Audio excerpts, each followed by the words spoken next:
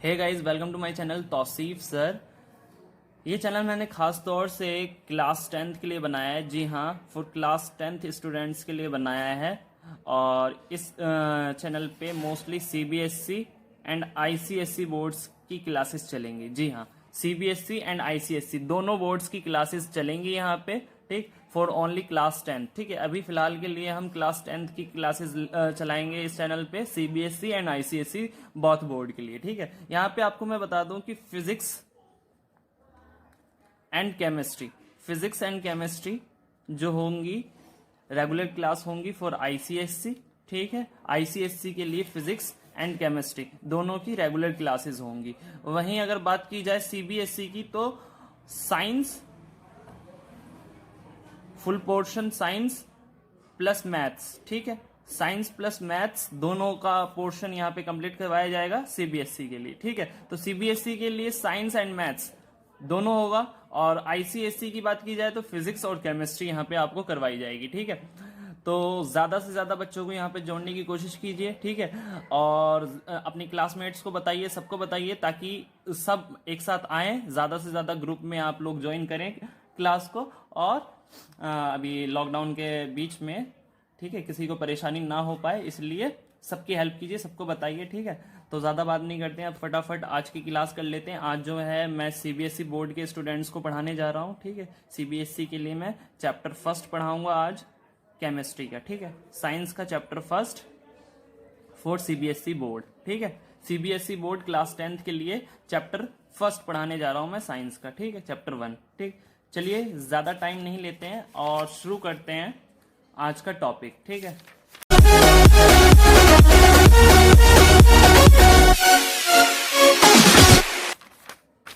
आज का जो टॉपिक है इसमें मैं आपको कवर कराने जा रहा हूं मोस्टली जो आज आपको पढ़ाया जाएगा। इसमें मैं आज टॉपिक बता देता हूं आपको क्या क्या पढ़ाया जाएगा। फर्स्ट जो टॉपिक होगा वो आपका होगा केमिकल रिएक्शन, पहला टॉपिक केमिकल रिएक्शन। उसके बाद दूसरी चीजें पढ़ाई जाएंगी आपको रिएक्टेंट एंड प्रोडक्ट्स। उसके बाद तीसरी चीज जो होगी यहाँ पे आपके लिए वो केमिकल इक्वेशन होगी। जी हाँ, केमिकल इक्वेशन थर्ड पॉइंट होगा। और लास्ट पॉइंट जो होगा, फोर्थ पॉइंट, वो होगा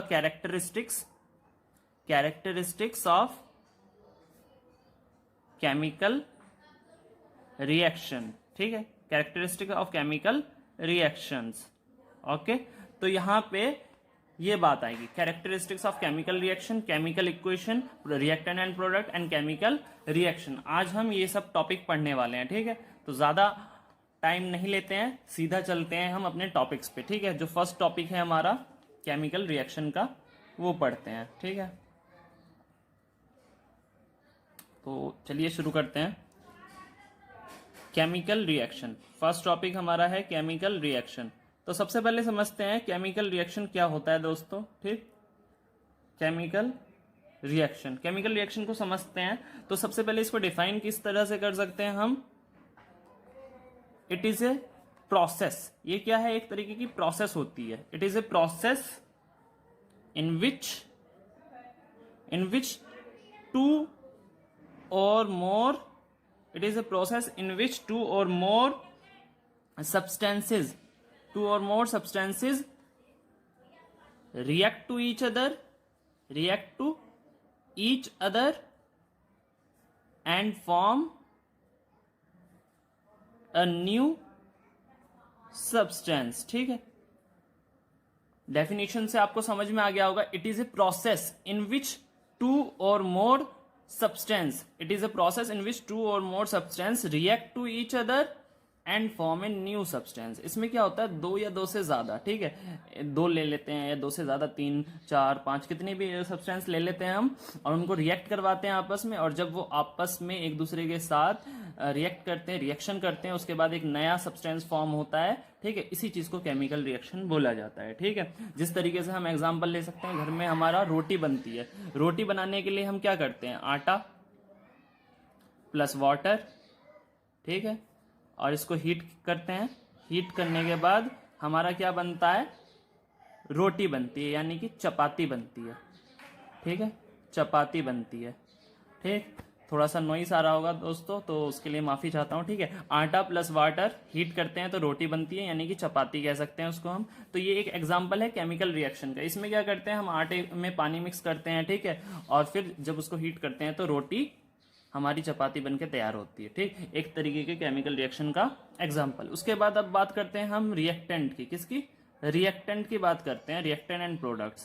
सेकेंड पॉइंट हमारा क्या था? Reactant and product. तो रिएक्टेंट क्या होता है और प्रोडक्ट क्या होता है? जैसे कि एक केमिकल रिएक्शन में एग्जांपल ले लेते हैं हम चपाती का, जो अभी मैंने आपको दिया था, आटा प्लस वाटर, ये दो चीज थी, इनसे मिक्स करके, इनको हीट करके, इनको क्या बनाया जा रहा था? चपाती बनाई जा रही थी। क्या बनाई जा रही थी? चपाती बनाई जा रही थी, या फिर रोटी बनाई जा रही थी। तो यहाँ पे देखिए ये क्या होता है, जिन चीजों का हम यूज करते हैं कुछ नया बनाने के लिए, ठीक है, जिन चीजों का हम यूज करते हैं एज ए रॉ मटेरियल। मान के चलिए मेरा एक होटल है, ढाबा है, वहां पे मुझे चपाती बनानी है, तो मुझे क्या चीज चाहिए? पानी और आटा। ये पानी और आटा जो जरूरत का सामान है मेरे लिए, रॉ मटेरियल है, इन्हीं को बोला जाता है रिएक्टेंट। क्या बोला जाता है? रिएक्टेंट बोला जाता है। क्या बोला जाता है? रिएक्टेंट बोला जाता है, इसी को कहा जाता है रिएक्टेंट। और जो ये चपाती होती है, इसे जो बना है ये, इन दोनों को मिक्स करके, इसी को बोला जाता है प्रोडक्ट। क्या बोला जाता है? प्रोडक्ट। आप ऐसे भी याद कर सकते हैं कि ये जो एरो दिख रहा है, इससे पीछे ये लेफ्ट हैंड साइड वाला है LHS, और ये है राइट हैंड साइड वाला RHS। ठीक है, लेफ्ट हैंड साइड वालों को बोला जाता है रिएक्टेंट, और RHS राइट हैंड साइड वाले को बोला जाता है प्रोडक्ट। समझ में आया? एरो के right hand side product, left hand side reactants. ठीक, इस तरीके से होता है रिएक्टेंट और प्रोडक्ट, इसे कहा जाता है। रिएक्टेंट को अगर डिफाइन करेंगे तो किस तरह से डिफाइन कर सकते हैं? यहां पे रिएक्टेंट को डिफाइन करना हो तो कैसे डिफाइन कर सकते हैं हम? देखिए, the participated substance in a chemical reaction. ठीक है, किसी केमिकल रिएक्शन में जो पार्टिसिपेटेड सब्सटेंस होता है उसे हम रिएक्टेंट बोलते हैं, the participated substance in a chemical reaction. और अगर प्रोडक्ट को डिफाइन करें हम, प्रोडक्ट को डिफाइन करना होगा तो कैसे डिफाइन कर सकते हैं प्रोडक्ट को? प्रोडक्ट, तो प्रोडक्ट को डिफाइन करने के लिए हम कह सकते हैं कि it is a new substance, it is a new substance formed in a chemical reaction। किसी केमिकल रिएक्शन में एक नया सब्सटेंस जो फॉर्म होता है उसे बोलते हैं प्रोडक्ट। ठीक है, it is a new substance formed in a chemical reaction, और ये आपका हो गया रिएक्टेंट। ठीक है, the participated substance in a chemical reaction. ठीक है, इस तरीके से आपको समझ के चलना है। ठीक है, नेक्स्ट टॉपिक पे बात करते हैं हम, केमिकल इक्वेशन। ठीक है दोस्तों, तो सबसे पहले केमिकल इक्वेशन पे पहुंचते हैं हम। क्या कहती है हमारी केमिकल इक्वेशन? किस चीज को कहा जाता है केमिकल इक्वेशन? लिख लेते हैं, chemical equation. Chemical equation, what is chemical equation? ठीक है, केमिकल इक्वेशन क्या है ये समझने की कोशिश करते हैं। देखिए, जैसे केमिकल रिएक्शन था, केमिकल रिएक्शन को रिप्रेजेंट करना होता है केमिस्ट्री में। क्या करना होता है? रिप्रेजेंट, शो करना होता है। अब इसको शो करने के तरीके को क्या बोला जाता है? केमिकल इक्वेशन बोला जाता है। तो इसको हम लिख सकते हैं, क्या लिख सकते हैं? It is the representation, it is the representation of, it is the representation of the chemical reaction with the help of formulae and symbols। ठीक है, ये इसका साइंटिफिक अगर डेफिनेशन बोलें तो केमिकल इक्वेशन को डिफाइन इस तरीके से कर सकते हैं या समझ सकते हैं। It is the representation. ठीक है, थोड़ा सा डार्क कर देता हूं आपके लिए। It is the representation of the chemical reaction with the help of फॉर्मूले एंड सिंबल्स। ये एक तरीके का रिप्रेजेंटेशन है केमिकल रिएक्शन का विद द हेल्प ऑफ फॉर्मूले और सिंबल्स और फॉर्मूले की मदद से हम किसी चीज को जब शो कर सकते हैं, रिप्रेजेंट करते हैं, तो उसे ही बोला जाता है केमिकल इक्वेशन। ठीक है, तो देख लेते हैं कैसे। जैसे कि मान लीजिए मैंने आपको एग्जांपल दिया था आटा, ठीक, बार बार कहेंगे सर इसी का यूज एग्जांपल दे रहे हैं, तो अभी एक और एग्जांपल दे दूंगा आपको, आटा प्लस वाटर। ठीक है, सबसे इजी वे है, इसलिए हम डेली लाइफ से उठाकर यहाँ पे पढ़ने की कोशिश करेंगे। बुक में तो आप सभी पढ़ते होंगे इक्वेशंस के बारे में, ठीक है, केमिकल्स के बारे में। यहाँ पे थोड़ा सा हम इंटरेस्टिंग वे में ले चलते हैं, है ना, साइंस को, इसलिए मैंने यहाँ पे आपको रोटी का एग्जाम्पल दिया है और दे रहा हूँ। ठीक है, आटा प्लस वाटर इक्वल्स टू रोटी बनती है, या फिर चपाती कह सकते हैं। अब इसको अगर मैं शो करना चाहूंगा, ठीक है, इसको मुझे शो करना है, ठीक, चपाती मानिए, चपाती, ठीक। तो अगर इसको शो करना है मुझे, तो किस तरीके से शो करूंगा, यहाँ पे इसको हीट भी करते हैं। ठीक है, इसको शो करना है तो कैसे, इसको सिंबल देना पड़ेगा। एक आटा को ए का सिंबल दे दिया, वाटर को मैंने डब्ल्यू का सिंबल दे दिया।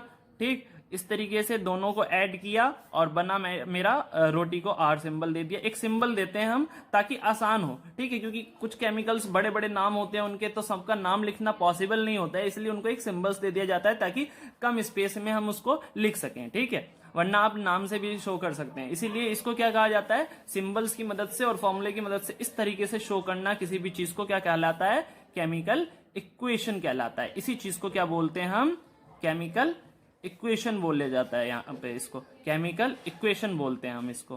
ठीक है, केमिकल इक्वेशन, ठीक है, इसी चीज को हम केमिकल इक्वेशन का नाम देते हैं। ठीक, चलिए केमिकल इक्वेशन हो गया। अब कैरेक्टरिस्टिक्स की बात कर लेते हैं।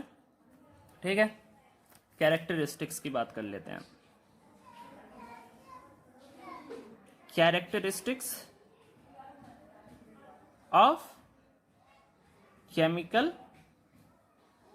Reaction, characteristics of chemical reaction की बात करते हैं दोस्तों। तो सबसे पहले केमिकल रिएक्शन के कैरेक्टरिस्टिक्स, ये वो कैरेक्टरिस्टिक्स हैं जिनको देखकर हम ये पहचान सकते हैं, अगर हमें ये शो हो रहे हैं तो हम ये पहचान सकते हैं कि हाँ भाई यहाँ पे केमिकल रिएक्शन हो रही है। तो सबसे पहला जो कैरेक्टरिस्टिक्स है वो है हमारा एवोल्यूशन ऑफ गैस, गैस का निकलना। ठीक है, एवोल्यूशन ऑफ गैस। अगर आप देखते हैं किसी चीज को जलाने के बाद उसमें से गैस निकल रही है, एवोल्यूट हो रही है, ठीक है, या रिएक्ट करवाते हैं दो सब्सटेंस को, आप दो केमिकल्स को रिएक्ट करवाते हैं, तो गैस अगर उसमें से इवॉल्व हो रही है, बाहर निकल रही है, गैस निकल रही है, तो वहां पे समझ जाइए केमिकल रिएक्शन होती है। ठीक है, जैसे लकड़ी को भी जला रहे हैं हम, तो गैस निकल रही है, धुआं निकलता है, तो वहां पे एवोल्यूशन ऑफ गैस हो रहा है, यानी कि केमिकल रिएक्शन वहां पे हो रही है। दूसरा इसका एग्जाम्पल अगर दूं मैं आपको, तो दूसरा एग्जाम्पल है यहाँ पे formation of precipitate. Formation of precipitate, precipitate का फॉर्मेशन होता है, जैसे कि मान लीजिए किसी चीज को जलाने के बाद उसका कुछ ऐश बच जाता है, राख वगैरह बच जाती है, तो यहाँ पे फॉर्मेशन ऑफ प्रेसिपिटेट की बात आती है। लकड़ी को जलाते हैं तो राख बच जाता है, ठीक है, कुछ तो उसी चीज को फॉर्मेशन ऑफ प्रेसिपिटेट कहते हैं, यानी कि यहाँ पे भी इससे अगर ऐसा आप देखते हैं तो समझ जाइए वहां पे केमिकल रिएक्शन हो रही है। ठीक, तीसरी बात है चेंज इन कलर।